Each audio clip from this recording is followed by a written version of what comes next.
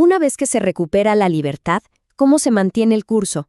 ¿Cómo hacemos para que el eco de una vieja tormenta no nos vuelva a desviar? Bueno, basándonos en el capítulo 11 del psicólogo Neil Romero Rojas, vamos a trazar un verdadero plan de mantenimiento. Pensemos en esto como un sistema donde la ciencia y la fe se dan la mano, con una sola misión: que el miedo nunca más vuelva a tomar el timón. Y la base, el cimiento de todo este plan, es una certeza. Y es que la restauración no es algo que pasó una vez y ya, es un proceso que sigue en marcha. Esta promesa es la que nos marca el norte en el viaje, ¿no? Es la garantía de que hay un almirante al mando comprometido a llevar esta obra a buen puerto. Y aquí está la pregunta del millón, el verdadero desafío después de la victoria.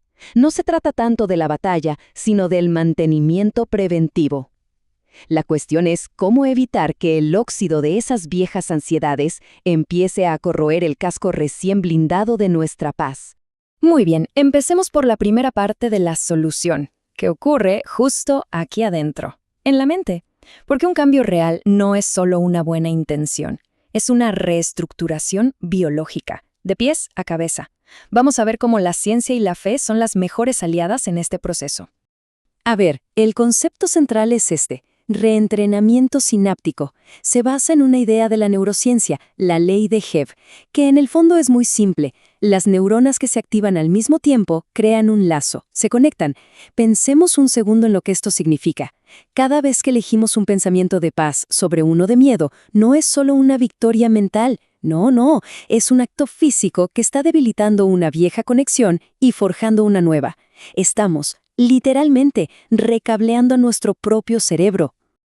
Esta imagen lo explica todo, ¿verdad? Esas viejas rutas, esas autopistas de la ansiedad, se pueden cerrar. Y la clave no es dinamitarlas, sino construir rutas nuevas, puentes de verdad tan firmes y tan transitados que las viejas autopistas, pues, simplemente queden en el olvido. Y que quede algo muy claro, esto no es una bonita metáfora, es ciencia pura y dura. El premio Nobel Eric Kandel demostró que aprender la verdad cambia físicamente la sinapsis. El doctor Michael Merzenich, que es el padre de la neuroplasticidad, confirmó que nuestro cerebro se puede remodelar a cualquier edad. Incluso hay estudios de Harvard que muestran que enfocarse mentalmente en la paz puede llegar a cambiar la expresión de los genes. El cambio es real, es biológico. Entonces, si ya sabemos que el cerebro puede cambiar, la pregunta es, ¿y cómo lo hacemos en el día a día? La respuesta está en la disciplina diaria. Así que vamos a la primera herramienta práctica: la bitácora del alba. Un ritual pensado para tomar el timón del día antes de que el día siquiera empiece. El protocolo es tan sencillo como poderoso. Son 3 pasos para calibrar los instrumentos internos cada mañana y así asegurar un buen comienzo en la navegación: enfoque, gratitud y autoridad. A ver, vamos a desglosarlo. Primero, el enfoque. Se trata de decidir quién tiene la jurisdicción del día, antes de que el mundo, con sus noticias y sus correos, intente reclamarla. Segundo, la doxología, un acto deliberado de gratitud, reconociendo 3 beneficios concretos. Y tercero, el sello de autoridad, afirmar de dónde viene la fuerza para que este cambio se sostenga. Ahora, lo más fascinante de esto son los efectos biológicos. Fíjense, al despertar, el cuerpo libera cortisol, la famosa hormona del estrés. La práctica de la doxología lo que hace es contrarrestar esto, inundando el sistema con dopamina, un neurotransmisor de bienestar. Es pura bioquímica, pero va más allá, recalibra nuestro radar de atención. En lugar de estar escaneando el horizonte buscando amenazas, empieza a buscar pruebas de provisión. Y a un nivel más profundo, activa el circuito de apego seguro, calmando todo el sistema nervioso desde adentro. Perfecto, ya tenemos la estrategia proactiva. Pero, ¿qué hacemos cuando de la nada nos golpea una ráfaga de miedo? Bueno, es momento de hablar de cómo manejar esos ecos del pasado, eso que el autor llama los vientos fantasmas. Un viento fantasma, o lo que conocemos como un disparador o trigger, es cualquier estímulo, puede ser un olor, un tono de voz, que activa la alarma del trauma como si el peligro estuviera ocurriendo ahora mismo. La neurociencia lo explica como memoria implícita. El cuerpo recuerda la emoción del peligro, aunque la mente lógica sepa perfectamente que eso ya pasó. La causa de esto es, básicamente, un desfase en el cerebro. Por un lado, tenemos la amígdala, nuestra alarma interna, que guarda la emoción pura, sin fecha de caducidad. Para ella el peligro es siempre ahora. Y por otro lado está el hipocampo, que es como el archivista, el que le pone fecha y contexto a los recuerdos. En un trauma, es como si el archivista se desconectara, y la alarma queda guardada sin fecha, flotando en el tiempo, lista para sonar en cualquier momento. Entonces, ¿qué hacemos cuando ese viento sopla? Pues aquí tenemos un protocolo de emergencia, una maniobra de 30 segundos. Primero, identificar el viento. Nombrar la emoción en voz alta la saca del sistema de alarma y la lleva a la cabina de mando. Segundo, tomar el timón. Una respiración profunda oxigena la corteza prefrontal, o sea, el capitán del cerebro. Y tercero, inyectar doxología. Declarar una verdad que corte ese viento de miedo y estabilice la nave. Pero ojo, todo este mantenimiento no se hace en solitario. El cerebro humano es un órgano profundamente social. Y esto nos lleva a la siguiente etapa, donde entendemos por qué navegar en comunidad no es una opción, sino una necesidad para la supervivencia biológica. Y este punto es fundamental. La seguridad no es algo que se genera únicamente desde adentro hacia afuera.